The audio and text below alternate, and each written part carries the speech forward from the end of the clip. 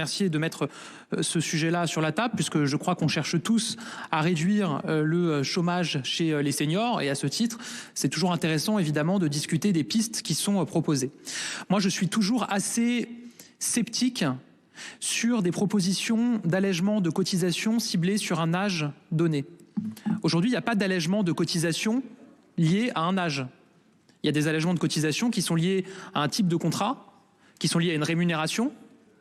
Non, les jeunes, monsieur Husson, on parle d'allègement sur les jeunes parce qu'il y a des allègements qui sont ciblés sur les niveaux de salaire au SMIC et que c'est principalement des jeunes qui sont au SMIC. Mais vous n'avez pas d'allègement de cotisation lié à un âge. Pour une bonne raison, à mon avis, c'est que le risque, c'est qu'il y ait des effets de seuil. Si vous dites qu'il y a un allègement de cotisation pour l'employeur à partir de 60 ans, qu'est-ce qui va se passer pour les gens qui ont 58, 59 ans, qui se présentent dans une entreprise pour être recrutés? On va leur dire, vous me coûtez plus cher que ce que vous me coûterez à 60 ans. Donc attendez 1 an ou 2 ans, revenez me voir dans 1 an ou dans 2 ans, quand j'aurai le droit à une exonération de cotisation parce que vous avez plus de 60 ans. Donc le risque, c'est qu'on décale le problème. Et que c'est que des personnes qui aujourd'hui ont plus de 60 ans et sont au chômage, en fait, on décale le problème à ceux qui sont juste avant 60 ans parce que eux n'auront pas droit à l'exonération pour leur employeur s'ils sont recrutés. Ça, c'est la première chose. Sur la deuxième chose, c'est un amendement qui coûte effectivement une certaine somme. Le chiffre de 800 millions d'euros, c'est 800 millions d'euros si les recrutements actuels au-delà de 60 ans se font avec le CDI senior. Donc on parle d'effet d'aubaine, c'est-à-dire que aujourd'hui vous avez en moyenne 100 000 CDI qui sont signés pour des personnes qui ont plus de 60 ans par an.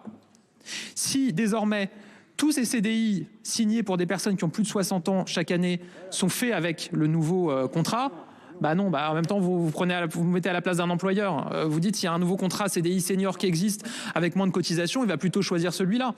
Aujourd'hui, vous avez 100 000 personnes qui sont recrutées en CDI après 60 ans. Si désormais, ils sont tous recrutés avec ce nouveau CDI, ça coûte 800 millions d'euros pour la branche famille. Et ça veut dire que la branche famille se retrouve déficitaire dès l'année 2025. Or, j'entends sur tous les bancs une volonté d'avoir une politique familiale ambitieuse pour notamment inciter à la natalité dans notre pays. Je rejoins cet objectif, mais donc là, on se retrouve à dépouiller la branche famille. Si on va encore plus loin sur l'effet d'aubaine, ça veut dire si toutes les personnes qui sont actuellement en emploi, en CDI de plus de 60 ans, l'employeur se dit en fait j'ai un allègement de cotisation si je change de CDI, donc on va toutes les basculer en CDI senior. Là ça coûte 2,3 milliards d'euros. Je ne dis pas qu'on ira jusque-là, monsieur le rapporteur, évidemment, mais en tout cas ça veut dire que si toutes les personnes qui sont aujourd'hui en CDI au-delà de 60 ans, elles sont basculées dans un contrat CDI senior, ça ferait ce coup-là. J'entends que vous souhaitez, et notamment dans la discussion avec les partenaires sociaux, qu'il y ait des garde-fous pour qu'il ne puisse pas y avoir tous ces effets d'aubaine. Mais en tout cas, le fait est que sur les 100 000 recrutements qu'il y a chaque année après 60 ans, s'ils sont tous recrutés au CDI senior, et encore une fois, vous mettez à la place de l'employeur, il y a une baisse de cotisation, il va plutôt le faire. Deuxième chose, c'est un dispositif qui va plutôt favoriser les hauts revenus, les hauts salaires.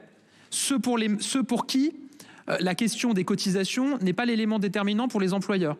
Si je vous donne quelques chiffres, pour un salarié qui a une rémunération de 4 500 € aujourd'hui, vous aurez un effet maximal de baisse de cotisation, alors même que pour un senior qui a une rémunération autour de 2 000 à 2 500 €, il y a déjà des allègements de cotisation, notamment avec le bandeau famille. Et donc, l'effet incitatif serait le plus fort pour des salariés qui ont les plus hautes rémunérations, pour lesquels, a priori, l'incitation sur les cotisations n'est pas l'élément déterminant pour leur recrutement. Donc, c'est au moins 800 millions d'euros de coûts pour des salariés et des seniors dont, a priori, il n'y a pas ce ne sont pas ceux pour lesquels il y a le plus besoin d'un effet incitatif sur les cotisations. Donc moi, encore une fois, j'alerte sur ce sujet-là.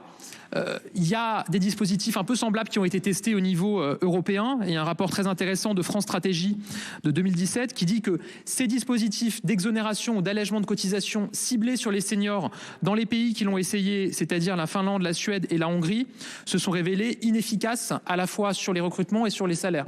Donc encore une fois, on partage tous le même objectif. Moi, vous le savez, j'ai pas de tabou sur les allègements de cotisation ou les baisses de cotisation. Je pense que quand c'est ça, vous le savez. Non, mais vous le savez. Donc ça rend ma position d'autant plus forte et objective.